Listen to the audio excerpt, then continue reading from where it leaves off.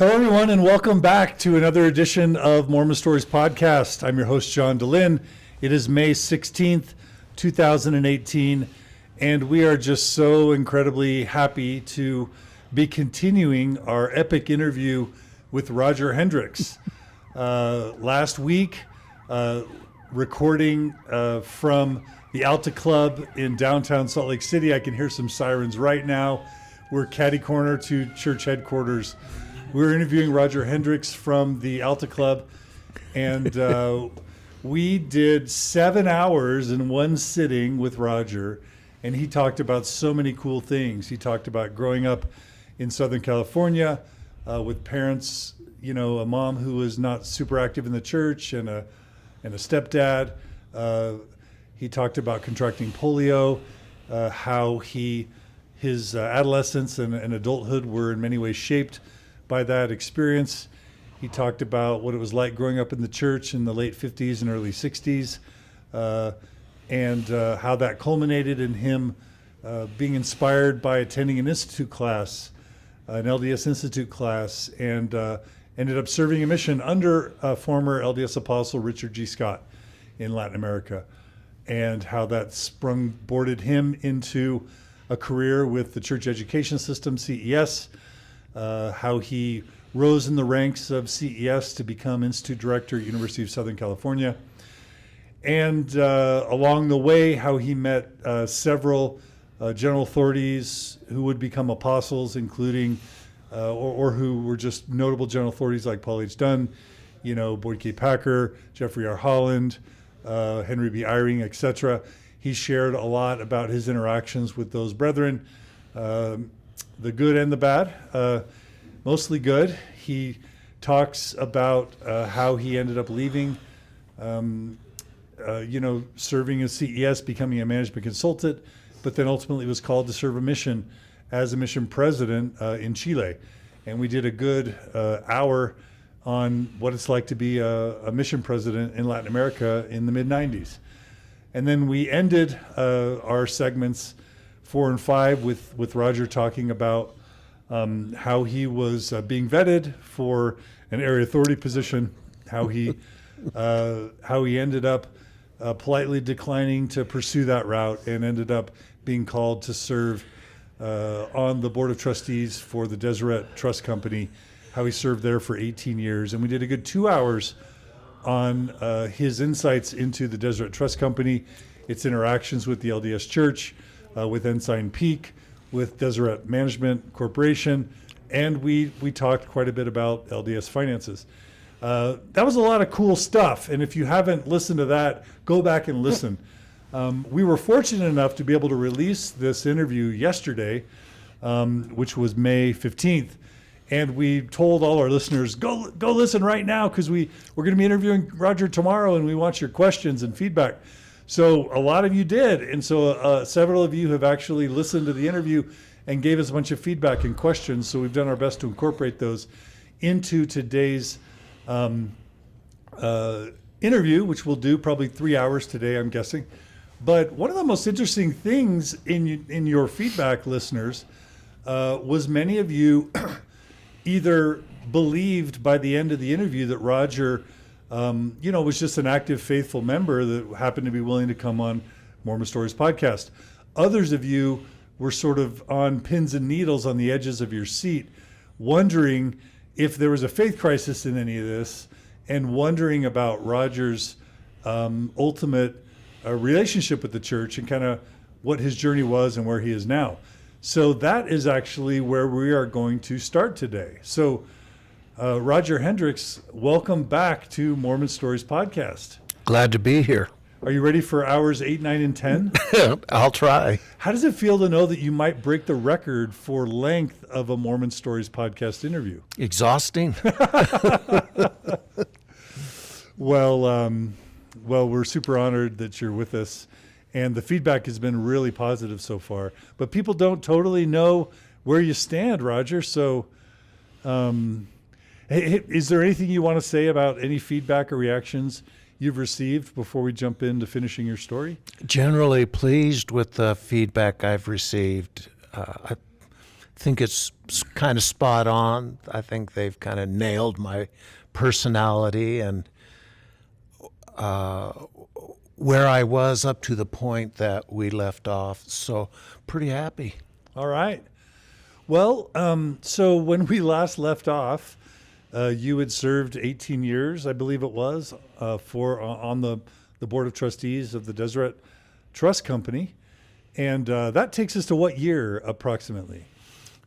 Up until about 2 years ago. Okay, so that would have been around 2016, 2015, 2016-ish. Around there. Okay, Yeah. so let's go back in time and let's have you, it doesn't matter where in the chronology, you've alluded a bit to in the 70s, during the Leonard Arrington era, learning about the dialogue stuff and church history and some of the polygamy stuff and some of the Joseph Smith stuff. And that, you know, as a CES instructor, you're aware of a lot of the troubling things that are only coming out now. But, you know, you told us then that your focus with the gospel was what I'm calling leveling up, which is self-improvement. You had polio, you had, you know, some challenges growing up with a family that wasn't all in the church. And for you, the church was about, it seems like self-improvement. And I think you said that was kind of the pillar of your commitment to the church, was just in getting better. And you advanced so long along the way that, you know, who knows how much of these sort of tough questions that really vex people would have been plaguing you along the way. But take us back in your chronology to any point where maybe some cracks started to emerge or some doubts started to emerge in your faith, maybe as a starting point. Right. Well, I think if there was one issue that continuously bothered me through it all, and it was the denial of the priesthood to men of color, African Americans. And so I continually asked questions about that with my colleagues in CES, studied it, and just arrived at the point where I didn't believe it. Now, Would you have a sense for what year you would have arrived at that conclusion? well, it would have been the early 70s. So before the change, Before the change, right? you would have not believed that blacks should have been denied. Yeah, I tried to go down every avenue, and sometimes when there is no good answer, that means there is no answer. So I was pretty confident that eventually it would change. Eventually the information, whatever the information would be, would come out, and we'd get past this. And I thought that once we got past it, there would be smooth sailing. I had no idea that other issues would come up that would concern me. For example, the Equal Rights Amendment. I didn't know much about it, but during that period of time, and that was going on almost at the same time that the Black and the Priesthood was going on. But I couldn't understand why the church would be directly involved in campaigning against the ERA. I mean, what would be wrong with an Equal Rights Amendment? And even if you politically disagreed with that, why the church would be involved in that politically? My understanding was the church only got involved in issues that dealt with values. I didn't see that as a values issue. I saw that as an equal rights issue. And so that was more a question in my mind, why the church would. But overriding all of that was Black and the Priesthood. And I arrived at the decision I did, and I thought we would just wait this thing out. But it wasn't without intense conversation, even with my wife, because I was becoming vocal, and so I had to quiet down because I was receiving, my paycheck from the church. And so I had to make that decision. I couldn't become too loud about it, or I would have to leave. So I was concerned, thought we'd get over it, but the reality was I was being paid by the church, so I had to mind my P's and Q's. So, do you remember 1978 when the announcement was made and the revelation came? Yeah, I remember the very day it happened. I was called by Charles Brown, Hubie Brown's son, who was a professor at at USC while I was the institute director, and he and I grew close together. He was one of the people who was very enlightened on the relationship that President Brown had with his colleagues in the Quorum of the 12 and the First Presidency, etc. And he called me. He got word of it early on, called me on the phone. We celebrated together. And to me, that was the great liberation, because I believe the church was the great movement. It was becoming a world religion. I was excited about being a part of that, building it. And now that we have this problem out of the way, there was no end to the growth that the church would take from that point on. So it was smooth sailing for you, testimony-wise. Innocent as I was. Okay. So what happened? What happened next in the chronology? The 78 revelation comes and everything's resolved. What kept you from just sailing into endless missionary service until you and your lovely wife passed?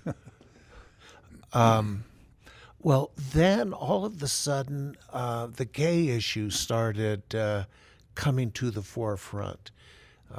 And that was while I was in the stake presidency. And that's while I was in administration. I was asked to not be an institute director, but to manage institute directors in Southern California and seminary guys. And all of a sudden, the issue of homosexuality started coming to the forefront, and that was also when the church was building up social services, and they were going to these psychological conferences, and the issue of what is a homosexual, and people started saying that what kind of therapy should we have to help people who are gay to stop being gay. And that's when some of us had to take a position that we didn't think being gay was a choice. We thought it was genetic. And there were just a whole bunch of people who believed it was a decision, it was learned, and so... Now, what years would you have been having these thoughts and having these conversations, approximately? Yeah. Early 80s? 79, 80, 81, okay, so that's 82. That's pre-Magic Johnson. That's a really early time, especially for someone, I'm just going to say your generation, to come to the conclusion that homosexuality was genetic and wasn't a choice. That puts you in sort of 99th percentile of awareness and empathy for LGBT people in your generation, in your cohort. Yeah, honestly, I mean, this is before the AIDS scare with Magic Johnson. This is very early in history for you to have arrived at that conclusion. How did you arrive at that conclusion from your generation that early? Do you have a sense for how that happened? Well, I can theorize. I'm not quite sure I know how I arrived at that position, but growing up, there were kids in high school who were gay. Not a lot, but there were gay kids. I knew them. I had a friend across the street who was gay, and we never talked about the fact that they made a decision to be gay. They were, to me, just gay. And so when I arrive in a position in 1980 where I'm in a stake presidency, conversing with my stake president, who ended up being one of my closest friends, we spoke frankly on the subject, and each takes their position and tries to defend it. And mine was, I thought it was genetic, and the reason I thought it was genetic was because it would be tough to just make a decision to be gay, because you'd be made fun of. You probably wouldn't have a social group that you'd feel comfortable with, or they'd feel comfortable with you. So that's too high a cost. Plus, the kids I knew were gay and had always been gay. So that's probably how I arrived at that decision. Okay. So how did that go? How did that affect your time with CES, your relationship with your stake president? How did that unfold for you? Well, my stake president was Keith Hilbig, who eventually became a member of the First Quorum of the 70. I think he listened to my argument, and he basically said, kind of the evidence steers in that direction. So it wasn't as though I was the only person in the crowd. I think there are other people who were taking my position. And then when I left CES, I became a management consultant, but I also was on the radio every day doing radio commentaries. In LA area? Right on Sunset Strip. And most of the people who worked at the radio station were gay. And that part of Sunset Strip was in West Los Angeles, and that was a center of gay activity or gay lifestyle or gay culture. And so I knew a lot of these guys, and I didn't feel sorry for them, but I knew it was a tough issue for them. And so they stuck with one another, and I think they longed to be accepted, and then the gay issue started coming out eventually. And so I worked with a lot of gays in Hollywood, and pretty much accepted them. They worked hard. They carried on the same conversations that you and I would carry on. So I was pretty used to it and not troubled by it. So from those early 80s to your mission service from 95 to 98, is that 92 right? to 95. Okay, 92 to 95. Yeah. Would you have had, so you had the black issue that kind of was resolved but was there for a long time. Then you had the gay issue that the church probably wasn't pounding as much as they have in the past 15 years. Was there cognitive dissonance between the early 80s and the end of your mission service around these or other issues? Or were you just sort of on autopilot, church-wise, faith-wise, testimony-wise?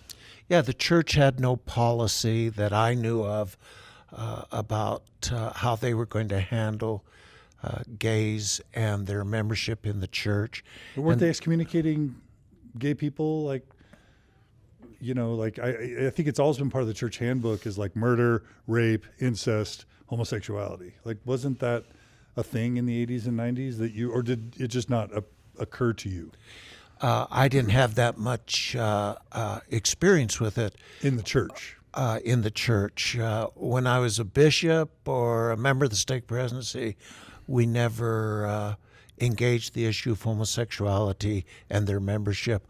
While I was on the mission, as a mission president, I had 2 instances where young men told me they were gay, and there was one issue of a young gay guy falling in love with his companion.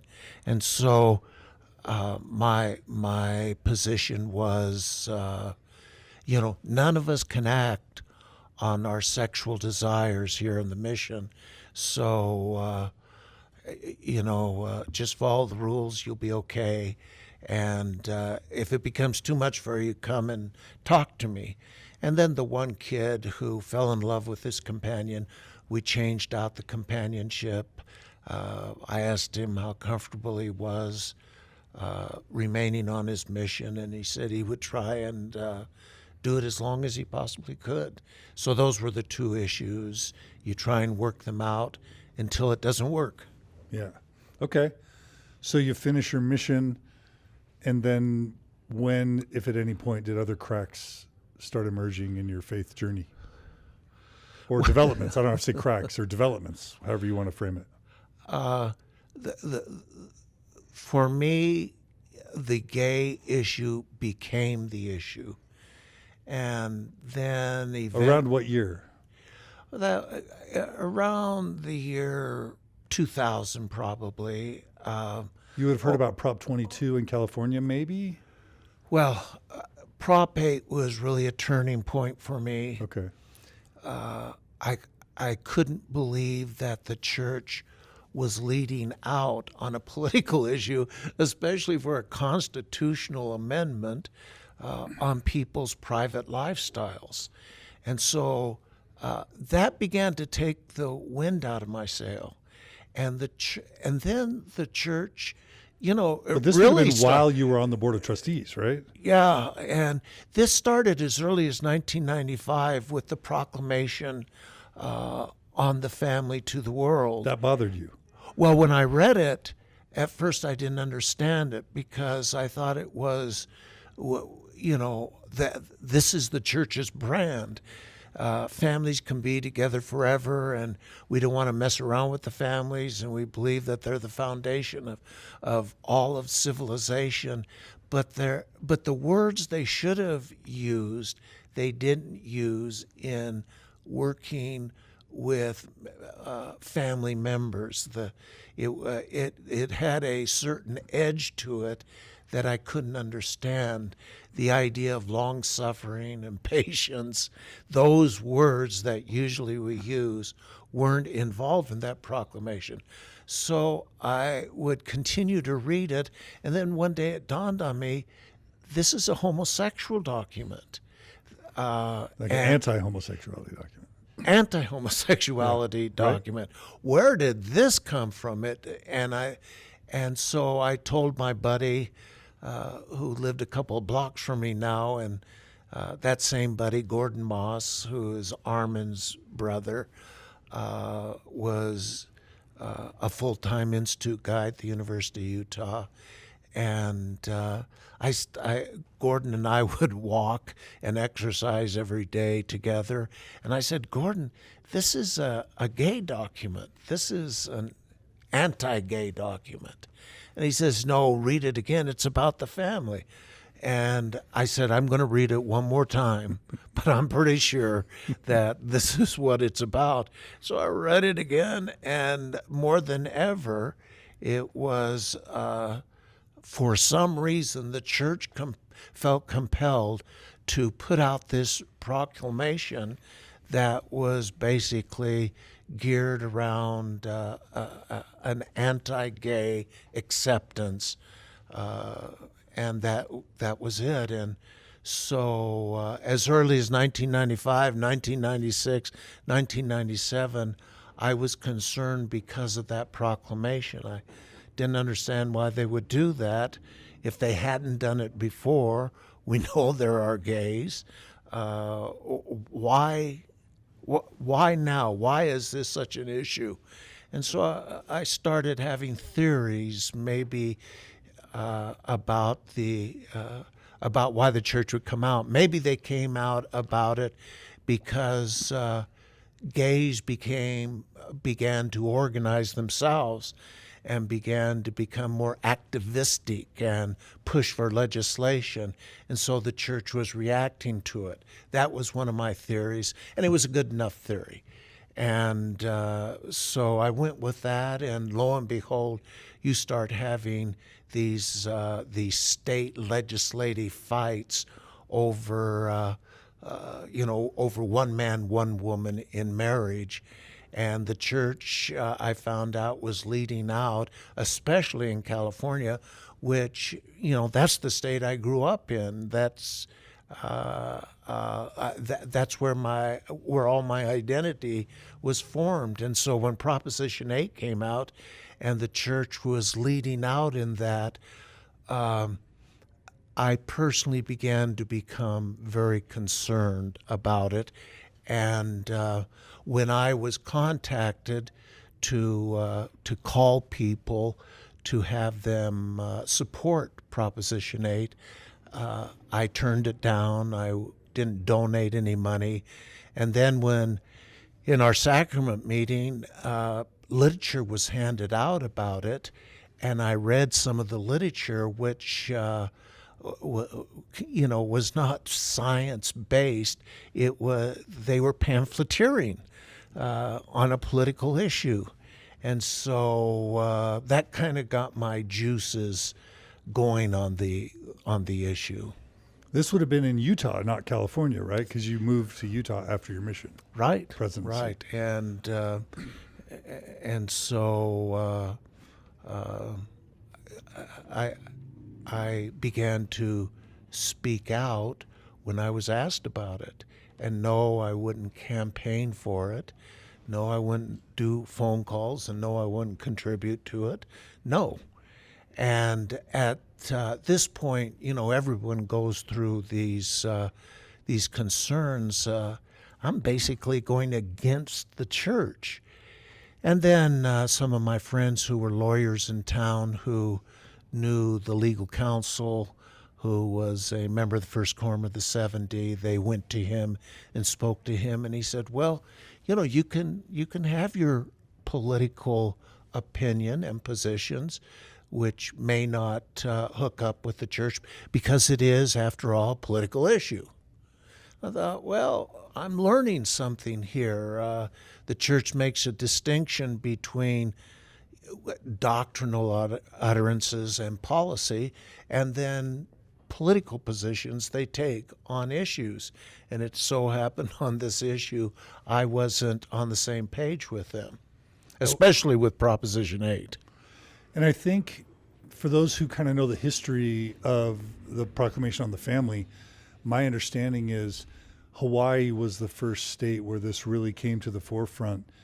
And the early draft of Proclamation on the Family was likely written by an attorney who was trying to give the church, I believe, legal standing so that they could file an amicus, brief or whatever to fight, to have standing, doctrinal standing, to be able to fight this legally. And that legal brief morphs into Proclamation on the Family. So you've got Hawaii, then you've got Prop 22 in California, which happened a long time before Prop 8. That's right. And then you have Prop 8. So yeah. I think your instincts were probably right, that it really was a legal anti-gay document. I think history seems to bear that out. Yeah, I wasn't familiar with the issue in Hawaii. Where I started getting fired up was the Proposition 8 issue, plus just the document on proclamation to the world about the family. So those were the two data points. And for those who are interested, thanks, Cody. For those who are interested, it's also worth learning when Dallin H. Oaks was called as an apostle in the early 80s. My understanding is his major first act was to write a memo on the church's legal strategy for dealing with the gay menace, or whatever it was called back then. And if you follow what happened in Hawaii, in California, all the way to where things are today, it's very much following in line with Oaks's architecture of a church strategy, even back then in the early 80s. So, I mean, that's just stuff for those who are history geeks to kind of check into. I found out about that later. Yes. Yeah. So, between the Proclamation on the Family, which we'll just say is around 95, is that right? That's exactly right. To your separating from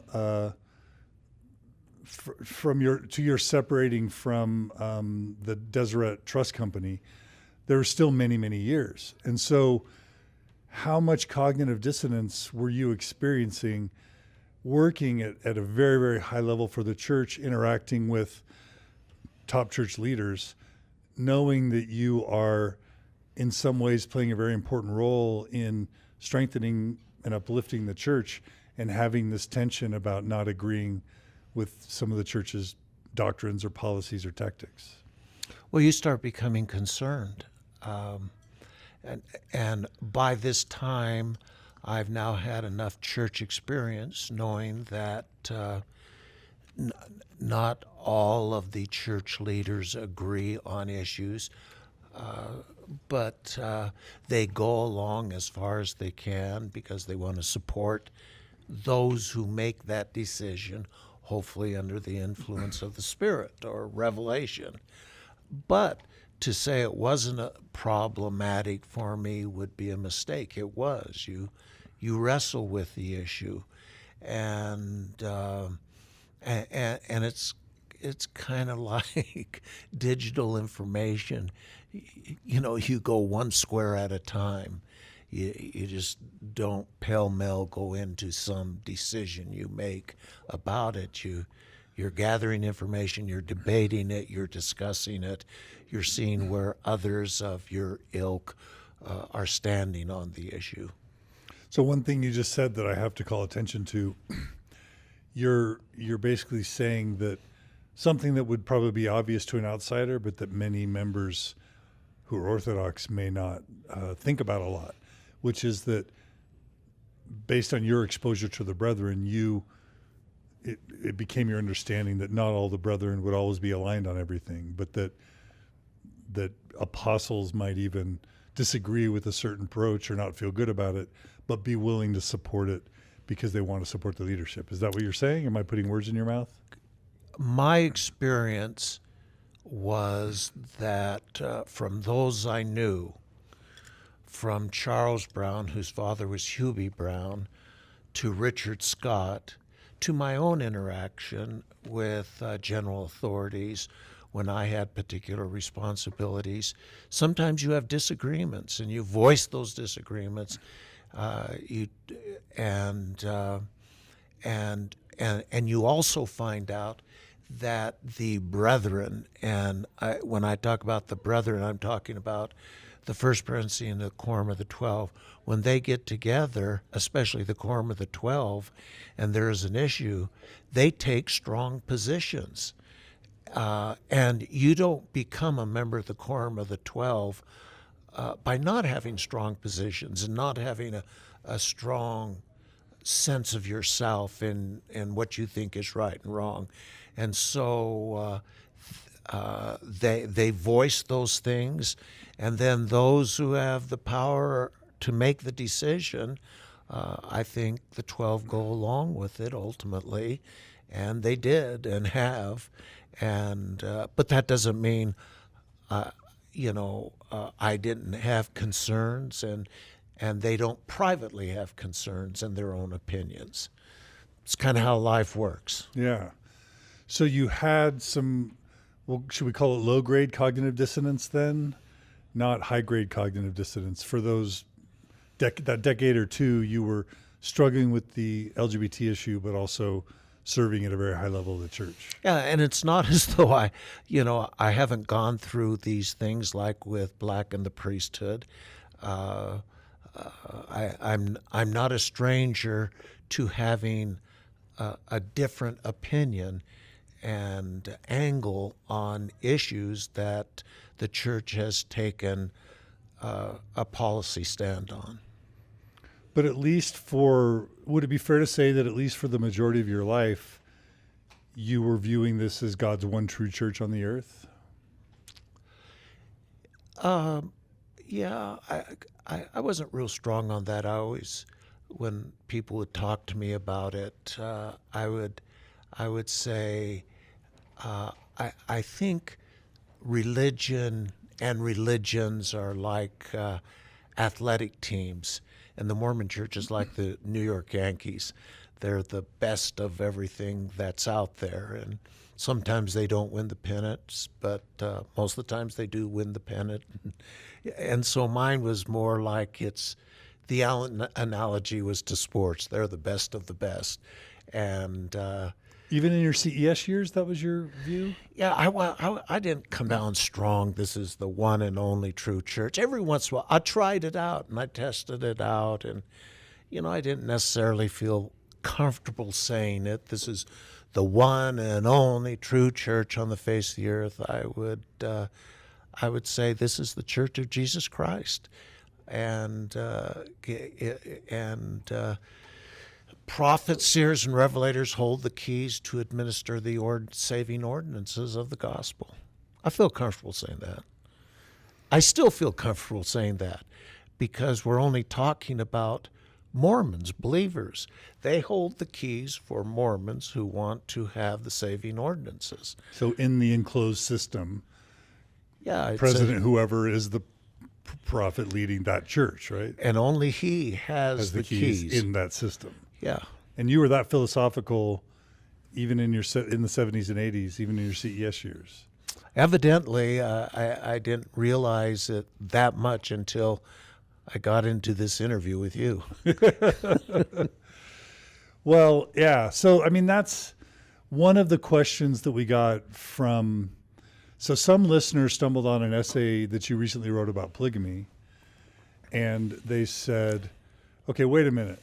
In the one of the blog posts you wrote on, was it Green Tea? What is the website? Green THP report. Okay, you wrote about some awakening you had about polygamy that was more recent." And they're like, how does this jive with him saying that he read Fawn Brody and No Man Knows My History, in the 70s? Like, on the one hand, in the interview, you had said you knew about the troubling stuff, but, you kind of, that wasn't what it was about for you. The church was about improvement. And so the utility was much more important than the validity. So you knew about that stuff, but then at some point you did have some sort of awakening. And I relate to that because I knew there was some polygamy stuff, but I didn't understand the full ramifications of it until Mormon Stories. And I'm interviewing Todd Compton and, Michael Quinn and Jeremy Runnels and really reading this stuff, Richard Bushman, where I had this second awakening. But I don't want to prime you for that. Tell me, so you had a philosophical, nuanced, very utilitarian view of the gospel through many, many decades, including CES service.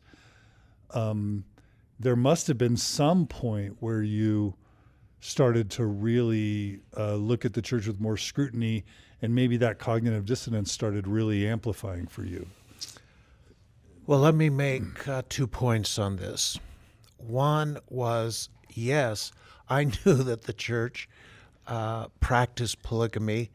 My point is, who didn't? In CES, did I teach, like in church history, that the church practiced polygamy? Yes. Did I also teach that they abandoned polygamy? Yes. Did I know a lot more about it? Well, in faculty meetings, there were papers presented and there was speculation. And the speculation caused me to not go as far as maybe I could have gone in teaching it, but I did teach it. But point 2, I separated that out from the church I was living in the here and now. And so the way I looked at the beginning church was a lot of what we thought was doctrine was practice. And I thought polygamy was more than anything else a practice. Now, as time has gone on, I have changed my tune on that. I've changed from it was a practice to, by gosh, this thing is a heavy-duty doctrine. And then the church ceased and desisted from practicing it and excommunicated people who were practicing it. And I was the recipient of the modern church. And so I wouldn't teach my children in family home evening that they would be practicing polygamy in the heavens to come. At that particular point, we were interested in teaching children to live moral lives and to grow up and marry in the temple and have happy families. I didn't want my children to live polygamy. My great-grandparents didn't live polygamy when they came over from Denmark. My grandparents didn't. My parents didn't. I was never taught in my home about polygamy. And so I separated that out. Then it started becoming more interesting, and that would be the third point. I had two of my children, two of my adult daughters. Now that time has transpired, they're married, they're starting to have kids, and they came to me and they said, how come you didn't teach us about polygamy when we were little kids growing up? And my point was, if it doesn't touch my family and it has no benefit to my family, I wasn't going to teach it to my family. And I was surprised that they were challenging me on it, which forced me to take a position on polygamy. And that's when I wrote the essay. And I think the essay said, I don't believe in polygamy. If the president of the church asked me to practice polygamy, I wouldn't practice polygamy. But do I know people who live polygamy? And yes, we have business partners in the United Arab Emirates, Bedouins, who have hundreds of years of practicing polygamy, and I know them, and we've met their families, and they practice polygamy. I don't know of any present-day Mormons who practice polygamy, but they asked me if I knew people who practice polygamy. Yes. What did I think about it? I have no problem with that. But if the president of the church asked me if I would practice polygamy, no. Why didn't I teach my children about polygamy? Because that's past. That was a practice in the past, and no longer has any impact on us in the present. And then all of a sudden, all kinds of new information came out about polygamy, and I've had to stop and reanalyze what I believed about polygamy. And namely, you have the president of the church and his first counselor who have entered into marriage covenants that suggest they believe in plural marriage. They've taken a second wife for the eternities. And so... Currently. Nelson and Oaks, you mean? President Nelson, President Oaks, yes. And so I'm led to believe they believe in the 132nd section of the Doctrine and Covenants. And so you have to go back to your daughters and say, I didn't know as much about polygamy as I thought I knew. And you have every right to question me, and I'm updating my own information on the subject. But did I teach it when I was in CES? Yes, like everybody else taught it, that it happened, that it was a practice, that we have abandoned it. Now, with more information, I've refined my knowledge of polygamy or plural marriage. So at some point, as you studied it more recently, I mean, on the one hand, I'm just stunned that Fawn Brody's book has been around since 1945. And she talks about even polyandry in that book. I don't know if she uses that word, but somehow it didn't penetrate the broad Mormon consciousness for decades and decades and decades until, the 2000s, really, with, Mormon Stories and CES Letter and Mormon Think and, other sorts of things. Somehow it was always right in front of our face, and somehow we knew it in the back of our minds, but it didn't really bother us until we really started digging into it. Is that an okay summary of what happened to you? Yeah, I would be a part of that. Yeah. And for me, the thing that broke the whole issue loose was Richard Bushman's "No Man Knows My" Rough Stone Rolling? excuse me, Rough Stone Rolling, and so then I started going back and reading, and Todd Compton began to write some very penetrating articles, maybe even a book on it, and then I found out that Joseph Smith lived polyandry. He practiced polyandry.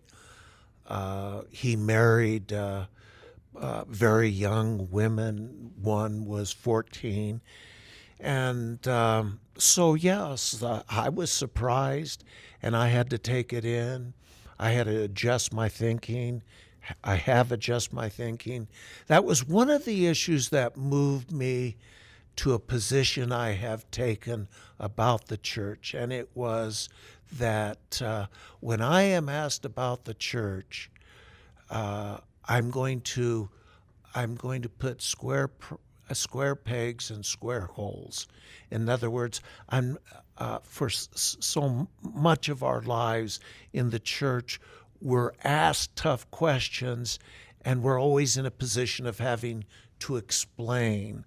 And it's almost like taking a square peg and putting it in a round hole. We're always trying to carve our answers to make them fit eventually. And I just said to myself, I'm not going to do that anymore. If I'm asked a question, I will just answer it. I won't try to explain it. And I will answer it to the best of my ability according to what I believe and how I process information. And from that point on, I became very increasingly relaxed with how I approached issues in the church and issues of life in general. Around what year would it have been that your two daughters kind of approached you about this kind of stuff? Was it just a couple years ago? Do you remember? I know it's putting you on the spot. I think just get a sense for the timeline. 3 or 4 or 5 years ago, 6 years ago, something like that. So in the final years of your time with the trust company. They approached me while I was still on the Deseret Trust Company board, and we had to work that issue out, and I had to do more research, and I mean, what can you say? What could the Quorum of the 12 say, or the First Presidency, or trustees, or the president of BYU say when it's right there down there? The data says Joseph Smith practiced polyandry, and he married a 14-year-old girl. You just have to accept it. Did you try and reach out to any of your high-ranking associates to get explanations or justifications or comfort, as you were trying to make sense of all this? At that point, I didn't need comfort. It's a fact. I had to adjust to it, and that's my thing. If I'm asked about it, I'm just going to say it. Did Joseph Smith practice polyandry? Yes. Did he have a 14-year-old girl sealed to him? Yes. I don't need to explain it. It happened. It's there. The question is, what do I do with it? And at that point, I just accept it and let the discussions begin, let the debate begin. And it's around that time that I started engaging Mormon Stories. I thought it was very refreshing when guys like Richard Bushman would come on. You'd ask them questions, and they would give the best explanations they could. And so, you can't argue with the facts, and you can try and give a new slant on the facts. You can try and give your interpretation on the facts, but you can't do away with the facts. You can't gaslight on that stuff. Facts are stubborn things. That's right. And so it's best just to accept them, face them, start talking about them. You've used this phrase when we've met privately. You finish it when you're explaining. You're what? You're losing. What do you mean by that? It's usually when a person is kind of guilty, in a court of law, and I pick this up from my lawyer friends, when a person starts explaining too much, there is something there. They don't feel comfortable. They're trying to convince you. And I have found that I've done plenty of explaining in my life about Mormon theology, trying to make sure that after I would begrudgingly admit to a fact, I would try to explain it away or put the best light on it. And so my experience has been, if you're doing too much explaining, in fact, if you're explaining after you make a statement, you're probably losing ground. When you're asked a question, answer it, give the fact, and let the person who's asked the question take it from there. So in your kind of chronology of your own story, you've got a bullet that says the full conversation, yours and theirs, and you reference Hegel. Do you want to talk about kind of how that's reflected in your journey once you start deciding no longer to try and jam square pegs into round holes? Yeah, I started reading a lot of philosophy because one of my buddies was a post-modernist scholar. And so to keep up with him, I had to read up on postmodernism and philosophers who were writing in that area. And then I got into more modern philosophers who laid the groundwork for modern philosophy. And the one who really talked to me, maybe the most, was George Hegel. Now they give him a bunch of middle names, and I can never remember them, but it's George Hegel, the great modern philosopher. And for me, what he said conforms to how I think.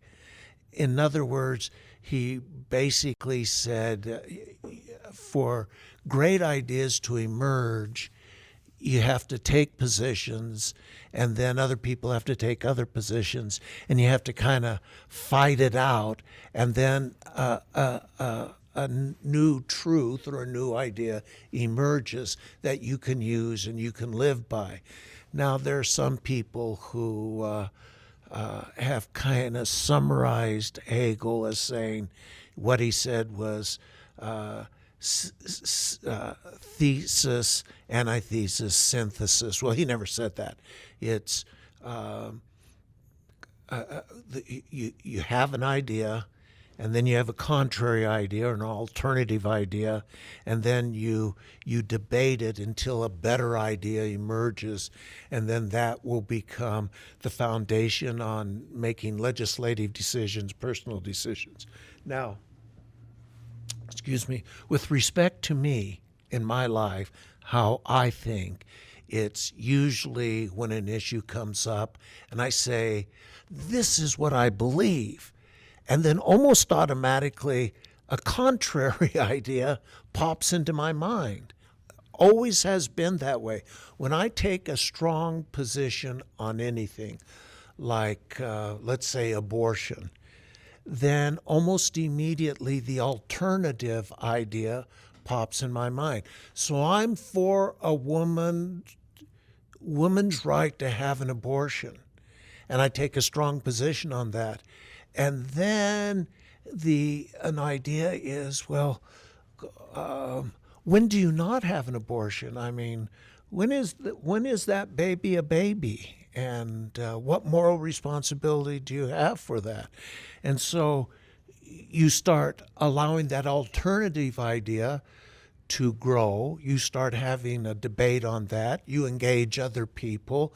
And then all of a sudden, a better idea than those two ideas emerges to allow people to move forward. And George Hegel was the one who says that's how intellectual history is, that's how psychological history is, that's how we live our lives. And that really spoke to me. And I've made a living on that philosophy. That's really, if there's any fundamental principle I used in management consulting at a very high level, it was that issue there that I used to solve problems.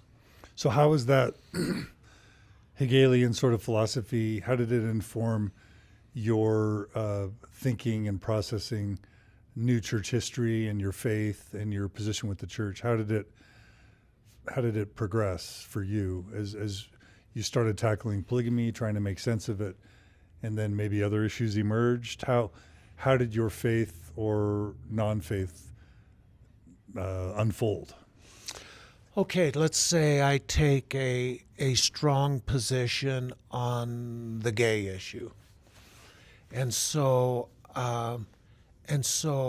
automatically I ask myself, why would really good men that I know, why would they take an opposing idea?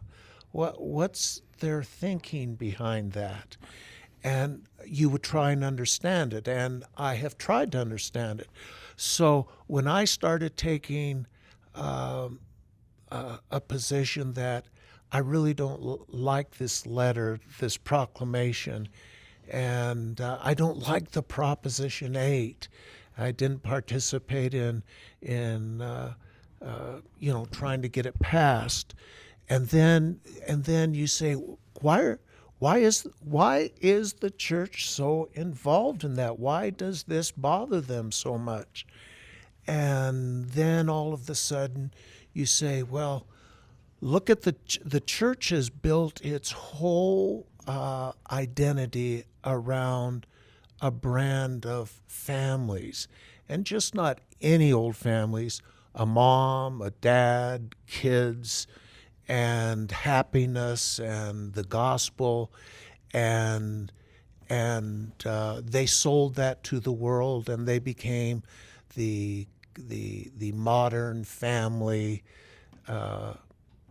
church, and that has been very successful for them.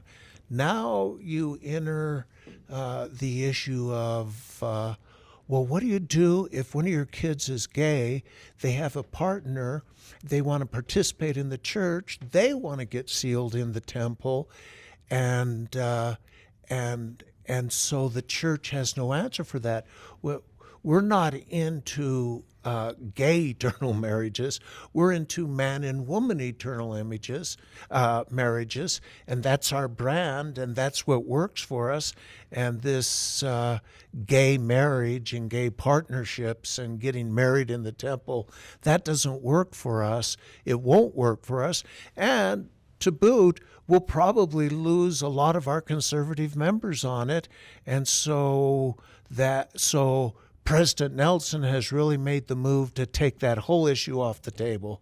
They basically, he has said that the Lord has revealed, or the Lord had revealed to President Monson, that gay married couples are to be brought before a church council.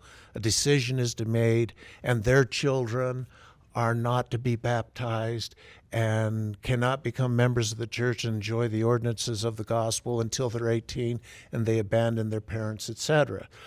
So I understand that. Now the question is, I've taken my position. I think I understand the church's position. Now what is emerging? And what's emerging is that's probably not going to work. In the long run, the church will probably not win on that issue, in my humble opinion. The better idea is that there will always be gay children, and they now have the legal right to be married and have all of the benefits that a regularly man and woman couple would have, and I think that's how it will end. But I don't think I came to that conclusion until I took a position, and then I understood the church's position, and then I say, this is how I think this thing will work out in the future.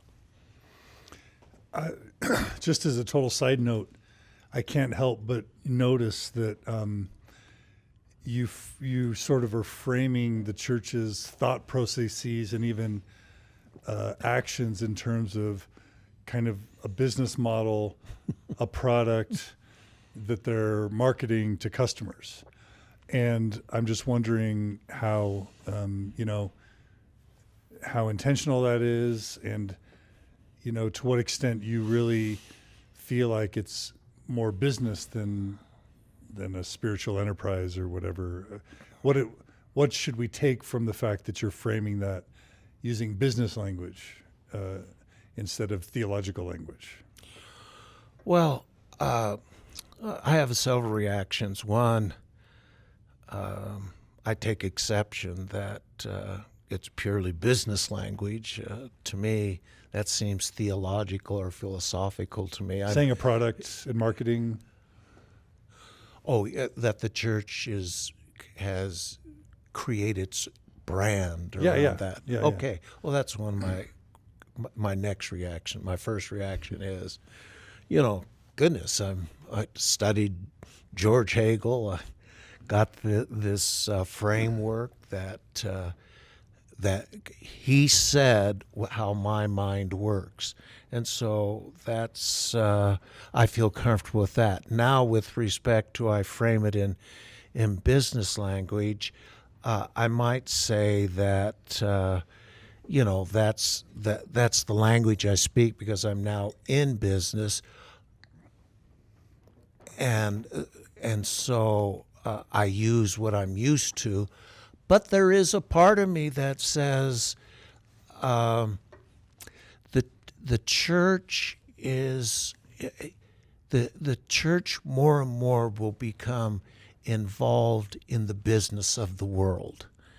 And so using the word brand will probably be appropriate as we go along in this journey.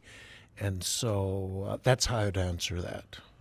Yeah, and I mean, it wasn't a criticism at all. It was just, one of the things that I think is most interesting or compelling about your story in particular is that you, number one, have had more visibility into the operations of the church inside at sort of the highest levels, but particularly, coming out of the Deseret Trust Company and those interactions with Ensign Peak and the church and Deseret Management Corporation. I mean, that's a lot of the business of the church. And so you do get to see kind of the church operate. It is the church is a corporation after all, right? And it does marketing and it does PR and it does have a product. So, I mean, I think it's just kind of accurate or at least legitimate to speak about the church's dealings from a business perspective, because however spiritual or theological it is, at the end of the day, it very much resembles a business, does it not? Okay, let's break this into two. Number one, I want to, in this instance, represent the church or explain the church. And then number two, get into the business of the church along the lines you have said. First of all, the church to me, is a theology, and it is a religion. And so these people who lead the church believe that they're leading a religion, and they may use the stuff of the world to help them with their ministry, but they don't believe for 1 minute they are a business. I can understand that, and so I could frame my example to you a little differently, or in the words that they have used, and that is, they're bringing about the immortality and eternal life of families, and families will continue on forever. And so they preach the eternal nature of the family. Okay, with that said, let's now talk about the business of the church. And more and more, religion, just not Mormonism, but all religion, especially in Western civilization,